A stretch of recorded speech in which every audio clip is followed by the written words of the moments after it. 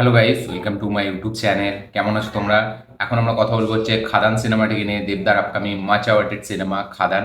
তো সেটা নিয়ে কথা হবে, চলো ভিডিওটা শুরু করা যায়। তো কালকে দেবদা নিজের সোশ্যাল মিডিয়া হ্যান্ডেল থেকে একটা ছবি পোস্ট করে, যাতে লেখা থাকে যে শুটিং র্যাপ অ্যাপ, মানে হচ্ছে খাদানের শুটিং পুরোপুরি র্যাপ হয়ে গেছে।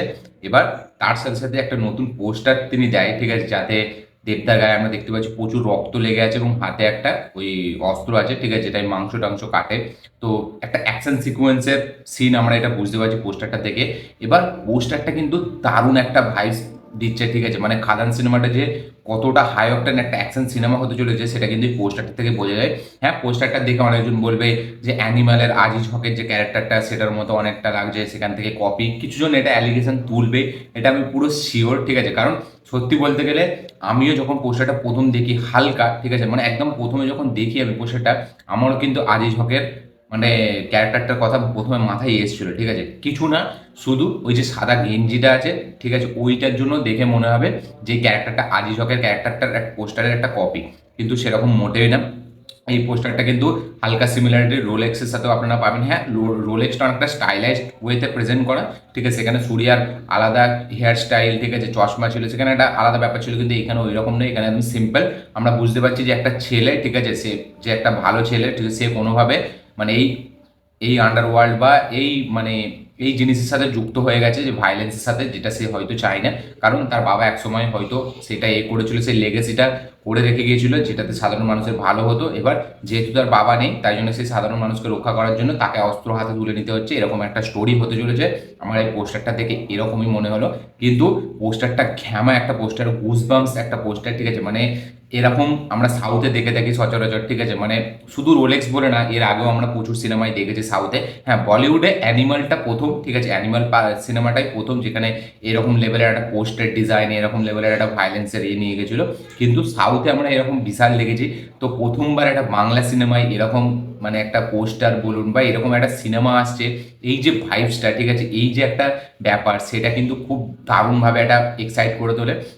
এবং তার সাথে সাথে যেটা দেবদা করছে এই ফিল্মটা, সেটার একটা লেভেল সবসময় মানে স্কাই হাই থাকবে, এবং সবসময় সেই ফিল্মটার যে কোনো জিনিস, যে কোনো প্রমোশনাল কন্টেন্ট একটা হাই দেবে। এবং খাদান এখনো পর্যন্ত কিন্তু পুরোটাই পজিটিভ রেসপন্স, কোনো জিনিসও এখনো পর্যন্ত একটা নেগেটিভ নেই। চায় সে প্রথম থেকে একদম পোস্টার যতগুলো ছেড়ে এসেছে এখনো পর্যন্ত, ঠিক আছে, জিতু সেনগুপ্ত ক্যারেক্টারের, দেবের ক্যারেক্টারের, ঠিক আছে, ওখানে যে ওয়ার্ল্ডটাকে আমরা দেখালো টিজারে, তো সব কিছুই এখনো পর্যন্ত খুবই পজিটিভ। এবং কালকে যখন এই পোস্টারটা ছাড়া হয় সেটা তো পুরো সোশ্যাল মিডিয়া হিলিয়ে দেয়, ঠিক আছে। অনেকজন আমি দেখছিলাম রোলেক্সের সাথে তুলনা করছে, অনেকজন বলছে এটা অ্যানিমাল পার্কের আজিজ হকের ক্যারেক্টারটা। যারই হোক, আমি খুবই বেশি এক্সাইটেড হয়ে গেছে এই পোস্টারটা দেখার পর। কারণ আমি চাই সে যাই হোক, লোকে সেইটা আগে যেহেতু বেরিয়েছে সেটা লোক কপি বলতেই পারে, কিন্তু আমাদের বাংলাতে যে এরকম কাজ হচ্ছে এটা দেখেই আমি খুব খুশি। আমার আর কিছু চাই না, কপি হলেও আমার কোনো যায় আসে না, এতে হচ্ছে সেটাকে নতুনভাবে প্রেজেন্ট করছে, এটাতেই অনেক বড় ব্যাপার। এটা কোথা থেকেও কপি নয়, চাই সেটা রোলেক্সের হোক, চাই সেটা আজিজ হকের হোক, কোনো দিক থেকে কপি নয়। হ্যাঁ, আমি এটা বলতে পারি যে একটা ইন্সপিরেশন। এবং দেবদাও এখন বুঝতে পারছে যে সাউথে যেরকমভাবে সিনেমাগুলো হিট হচ্ছে, ঠিক আছে, মানে কাইন্ড অফ আমার তো এটাও মনে হতে পারে যে এই যে পোস্টারটা, এটা মহারাজা বিজয় সেতুপতির পোস্টারটার থেকে অনেকটা ইন্সপায়ার্ড হয়ে বানিয়েছে। কারণ আমরা দেখেছি দেবদা একটা ইন্টারভিউতে বলেছিল মহারাজা ওনার বিশাল হেভি পছন্দ হয়েছে, ঠিক আছে। এবং মহারাজাতে যদি আপনারা ফলো করে দেখেন, সেখানেও কিন্তু বিজয় সেতুপতি একটা চেয়ারে বসে আছে, হাতে ওই সেম একটা এরকম একটা অস্ত্র নিয়ে আছে, ঠিক আছে, যেটা কিনা ওই মাংস কাটা হয়। তো সেইখানে যেহেতু হ্যাঁ, মানে বিজয় সেতুপতির মুখে একটু হালকা চোট টোট ছিল, সেটা নেই, কিন্তু এখানে দেবদা দাঁড়িয়ে আছে এবং তার হাতে ওইটা আছে। তো আমার এটা দেখে মনে হয় যে দেবদা অনেক ইন্সপিরেশন নিয়ে পোস্টারটা তিনি ডিজাইন করিয়েছেন, ঠিক আছে। মানে অনেকগুলো সিনেমার সেটা হতে পারে, সেটা মহারাজার হতে পারে, সেটা অ্যানিমাল পার্কের হতে পারে, সেটা রোলেক্সের হতে পারে। তো যাই হোক, সিনেমা তো কপি হচ্ছে না, সিনেমা তো নতুন হচ্ছে এবং ফ্রেশ স্টোরি। তো আমি জাস্ট এটা দেখতে চাই যে এই সিনেমার ওয়ার্ল্ড বিল্ডিংটা কিরকম হয়, এই সিনেমাটার ভাইলেন্সটার লেভেলটা কোথায় গিয়ে দাঁড়ায়, এবং এখানে দেবদা মানে নিজেকে কিভাবে মানে প্রেজেন্ট করে, ঠিক আছে, সুজিত দত্ত তাকে কিভাবে প্রেজেন্ট করে, এটাকেই দেখবার মতো বিষয় হবে। পোস্টারটা আমার ঘ্যামা লেগেছে। এবং মানে এইবারে মনে হচ্ছে যে না, শুধু সাউথ না, আমাদের বাংলা ইন্ডাস্ট্রিও পারে। এবং এই সিনেমাটা যদি একবার ব্যাটে বলে হয়ে যায়, এরপর থেকে কিন্তু সবাই ট্রাই করবে এরকম সিনেমা বানানোর জন্য।